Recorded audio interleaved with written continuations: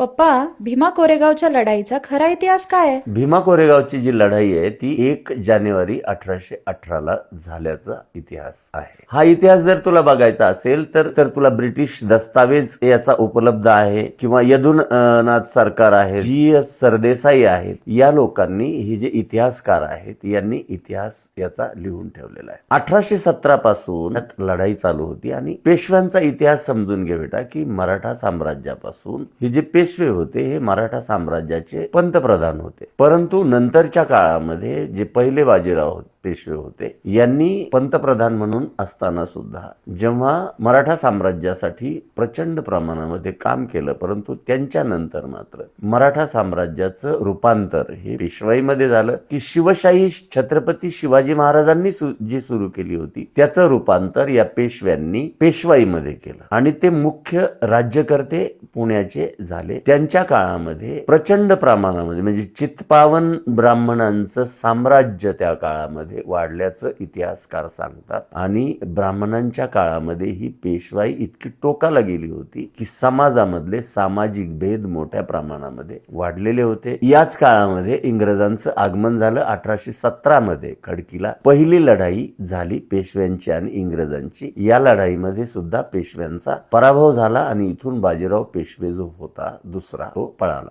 नंतर 1818 मध्ये ही लढाई पुन्हा झाली भीमा कोरेगावला. म्हणजे तू जर पुण्याला जात असताना भीमा कोरेगाव नावाचं जे गाव आहे भीमा नदीच्या तीरावर, त्या ठिकाणी एक मोठा स्तंभ स्मृत्यर्थ त्या लढाईमध्ये जे शहीद झाले त्यांच्या स्मृत्यर्थ तो स्तंभ तिथं उभारला गेला आहे. आणि 500 म्हणजे जे 800 सैनिक होते, बॉम्बे इन्फंट्री जी ब्रिटिशांची आर्मीचं जे पथक होतं त्या पथकामध्ये 800 लोकांची तुकडी होती आणि 28,000 लोकांचं सैन्य जे आहे ते पेशव्यांचं होतं, ज्याचं नेतृत्व हे सेनापती गोखले, त्र्यंबकजी डेंगळे हे दोघजण करत होते. आणि इकडे जे आहे फ्रान्सिस टॉन्टन नावाचे जे इंग्रजांचे प्रमुख अधिकारी होते ते या बॉम्बे नेटिव्ह इन्फंट्रीचं नेतृत्व करत होते. 800 लोकांच्या सैनिकामध्ये 500 महार सैनिक होते. ही लढाई 12 तास चालली. हे जे सैन्य होतं यांनी प्रचंड संघर्ष केला. मोठं घनघोर युद्ध झालं 12 तासाचं आणि या 12 तासाच्या युद्धामध्ये पेशव्याचं जे सैन्य होतं त्यांनी